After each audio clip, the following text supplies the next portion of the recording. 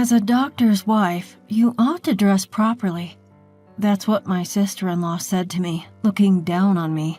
I guess to her I'm a lesser being. My name is Emily, and I work as a nurse in a general hospital. I met my husband, Ethan, at this very hospital 5 years ago. He was a medical intern back then, and as we cared for each other amidst our busy schedules, we grew close and eventually started dating. Although we often couldn't find time to see each other due to work, after 5 years of dating, he proposed to me this year. Ethan comes from a family of doctors. I wonder if they'll accept me. Today, we're visiting his parents to formally announce our engagement, and I can't help but feel anxious and a bit weak. Hey, have confidence in yourself. After all, I chose you. If anything happens, I'll be there for you. Ethan reassured me, and I felt a bit relieved. Ethan's father runs his own practice, and his brother is the successor. His mother and sister-in-law are homemakers. Even Ethan's aunt and uncles are doctors, making it a typical family of medical professionals. On the other hand, I lost my father at a young age and was brought up in a single-mother household. Wanting to become independent as soon as possible to help my mother, I decided to become a nurse. I studied at a public university thanks to a scholarship.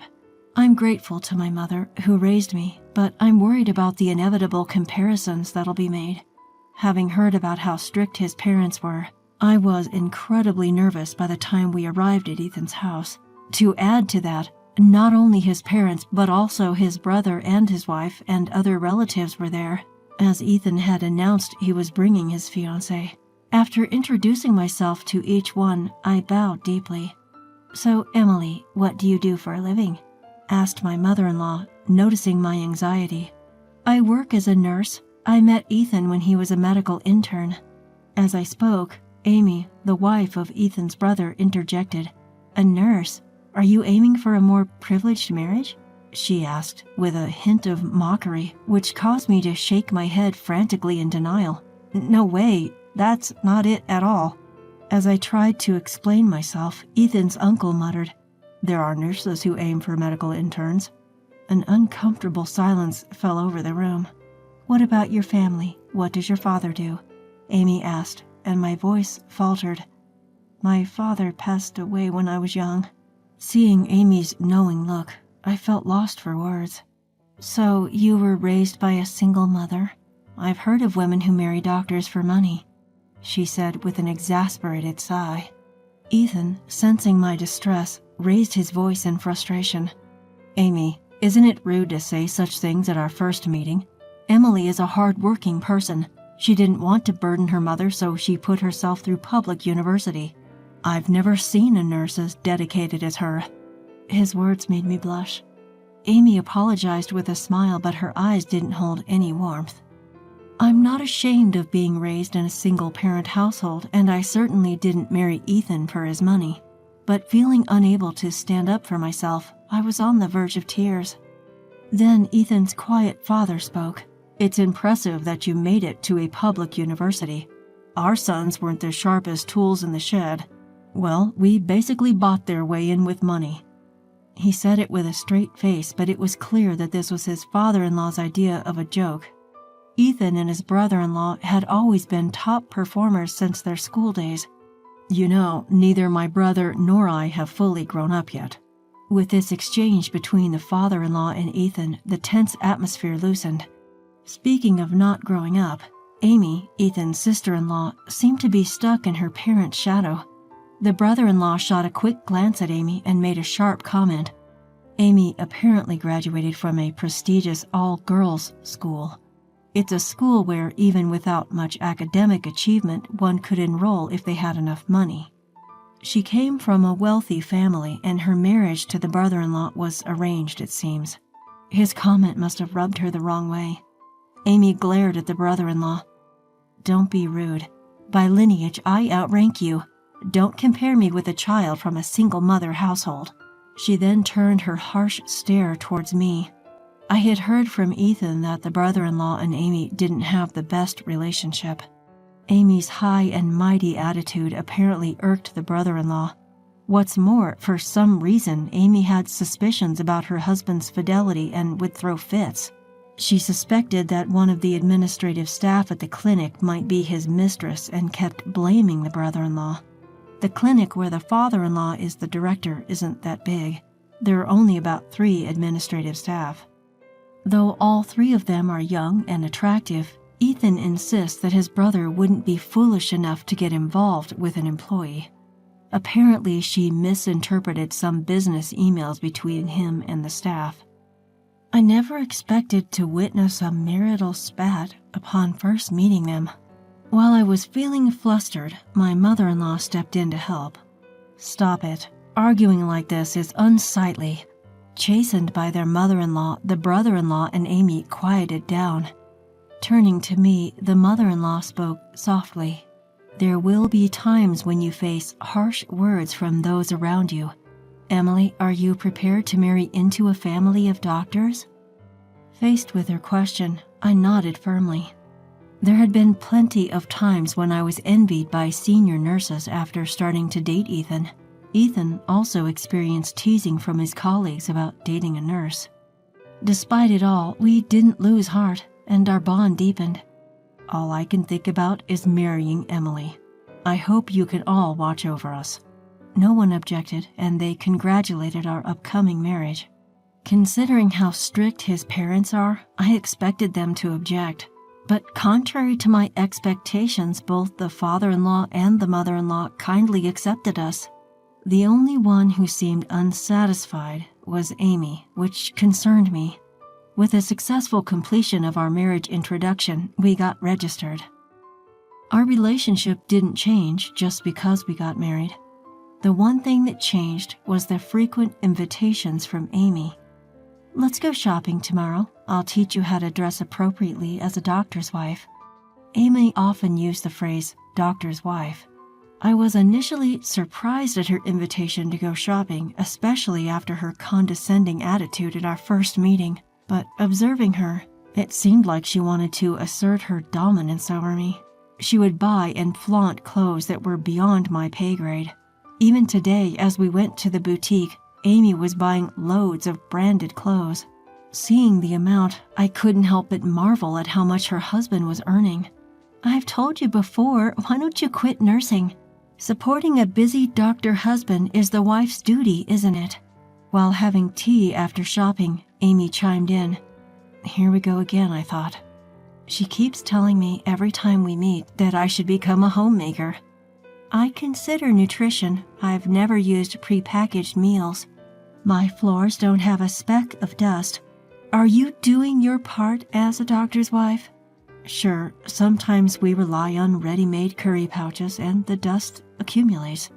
It's made me doubt myself, and I've talked about it with Ethan. I asked if I should quit nursing and become a homemaker. Ethan, with a serious face, reassured me. "I want you to continue nursing. I fell in love with you for your vibrant work attitude." He had told me before that he was smitten at first sight, seeing me treat patients with kindness. Remembering Ethan's words, I replied, "I have no intention of quitting nursing." Ethan understands that too. At that, Amy snickered. "Really? I'm sure a low-bred woman like you will be cheated on soon enough. You're only good for your brains after all." Amy suddenly started to look down on me. I won't stand her belittling my household. I lost my temper and gave her a piece of my mind. "So your only claim to fame is that you come from a rich family, right? You don't even get along with your husband. Maybe you should worry less about being cheated on and try trusting him more." As soon as I'd said it, I knew it was too late. Amy's face turned beet red with anger, and she looked like a fiery demon. "How dare you? A woman like you doesn't belong in this house." With that, Amy stormed off. When I told Ethan what happened, he burst out laughing. "You told off my annoying sister, good. She'll cool down after a while." I had regretted what I'd done, but now I felt better.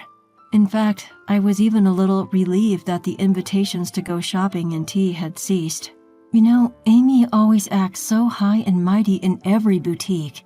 Is she a regular customer or something? Ethan shrugged it off, saying she just loved shopping, but it was on my mind. "Hello, I've got something I want to ask." I dialed up a friend. I thought the next time I would see Amy would be months away, at New Year's, but mother-in-law contacted me the next day about a dinner party. Father-in-law was turning 60, and she invited us to celebrate with a high-end sushi meal. The thought of seeing Amy was unpleasant, but I wanted to celebrate father-in-law's birthday. I figured she must have forgotten by now, and I was looking forward to dinner. When I arrived at the restaurant, I saw brother-in-law and his wife approaching. As soon as Amy spotted me, she marched right over, her face stern. "Why are you here? Didn't I say you don't belong in this house?" Brother-in-law and Ethan hastily tried to calm the aggressively confronting Amy. "You better remember what you said. How dare a poor, low-bred woman like you talk back?" Amy's anger continued to escalate. "People like you, raised in a single-mother household, are considered lower class. I absolutely refuse to dine with someone of your status. Get out." Brother-in-law looked exasperated as Amy caused a scene right in front of the restaurant. Then a cold voice echoed through the commotion. "Then go home, you," came a frosty voice. It was mother-in-law. She must not have expected mother-in-law was watching. "Huh?" Amy murmured softly, glancing over her shoulder. "I'm terribly embarrassed by this spectacle outside the store." Mother-in-law's words were met with nods from everyone present. "I only argued back because Emily was being rude. I support my husband so much." Amy seemed to go into hysterics, her voice rising again. "It's Ethan's fault for bringing such a low-status woman into the family in the first place. Divorce her, even now." Her words were utter nonsense. Naturally, Ethan wore a bewildered expression. "Please, don't get more hysterical than this." "It's your fault. You insult my education." The fight between brother-in-law and Amy had officially started. Mother-in-law intervened once more. "I had planned to ask about this later, but if you're going to make such a fuss, I'll ask now. Amy, you're hiding something, aren't you?" At mother-in-law's words, the arguing voices instantly went silent. "Hiding something? What do you mean?" Amy's voice trembled slightly, though she was trying to stay calm. "Emily told me about your shopaholic tendencies." Amy's face turned ashen. "You always talk about a certain department store. One of my friends works there." She had been puzzled about Amy's ability to buy so many brand-name clothes. At first, she thought brother-in-law was very open-minded, but would he really let his wife, with whom he didn't get along, freely make such high-priced purchases? Something seemed off. She thought that maybe Amy was receiving an allowance from her wealthy parents, but Amy had proudly claimed that since marrying brother-in-law, she had never asked her parents for money. According to Ethan, brother-in-law was indifferent to money and let Amy handle his salary and savings. Perhaps that's why Amy had free rein to spend. According to mother-in-law's friend, Amy was a frequent shopper at the store and would sometimes spend hundreds of thousands in a day. But her attitude was so arrogant that the staff found her annoying. "Also, Amy, aren't you cashing in on a family credit card?" This was just a guess, there was no proof. But it seemed to hit the mark as Amy turned even paler. "How did you—" She had figured Amy, with her lavish spending habits, was also borrowing money. "You don't even understand the value of money, yet you flaunt your power around town. Don't you feel ashamed as a doctor's wife?" Amy was rendered speechless by mother-in-law pointing out her shopaholic tendencies. "The staff has also complained about your haughty attitude." Even father-in-law, who had been silently listening, couldn't bear it any longer. Amy would wait until father-in-law wasn't around, then visit the clinic to complain about poor cleanliness and scold the staff. The way she treated the 3 office clerks she suspected of having an affair with her husband was appalling. She even demanded that they quit if they had the audacity to flirt with him. Upon learning the real situation, her father-in-law feared that the staff would quit if things continued this way. When my brother-in-law discovered that she had been squandering money, he was livid. "How much did you borrow? Tell me everything." Amy just stood silent, not even bothering to apologize. Seeing this, her husband's patience snapped. "You high and mighty woman, I want a divorce. Pay back all the money you've spent."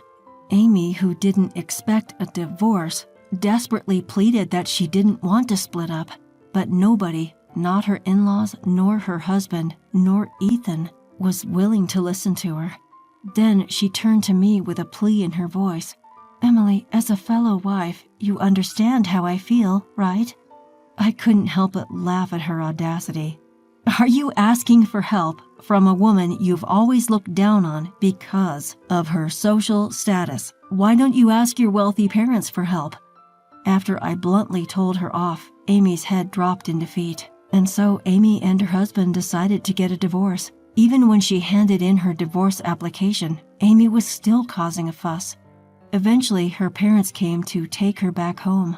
The money she'd spent over time amounted to millions, and Amy, unable to pay it back, went crying to her parents.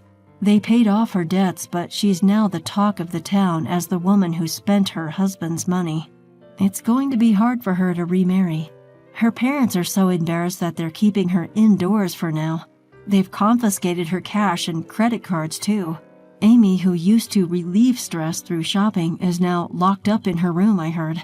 I never really understood why she tried to assert dominance over me, despite coming from a wealthy family. Her brother-in-law once told me that Amy had an inferiority complex about her education. She was irritated when I, a clever woman with a degree from a public university, was praised by relatives for marrying Ethan. Seeing Amy, I understood that being rich doesn't necessarily mean being happy. Then I had a question for my mother-in-law. "Why did you allow me to marry into your family? I thought marrying into a doctor's family required a good family background." Upon my hesitant question, my mother-in-law answered with a smile. "Actually, I also married your father-in-law, a medical intern back then, when I was a nurse, before our children were born." She said she had faced a lot of opposition to her marriage from her family because she was a nurse. She didn't want her sons to experience the same hardships, so she arranged a marriage for her eldest son with a girl from a good family. However, her eldest son, who married Amy, didn't seem happy at all. He looked more like he was tired of married life. That's why she wanted her second son to be with the person he loved and was willing to approve it from the beginning. It was a surprise when my second son brought home a nurse. It seems blood doesn't lie, huh? My mother-in-law and I shared a chuckle. From then on, I worked as a nurse in my father-in-law's clinic. I guess he hired me because he liked the strength I showed by not letting Amy's nasty comments get to me. My salary is higher than before, and working close to my beloved family makes me feel really blessed.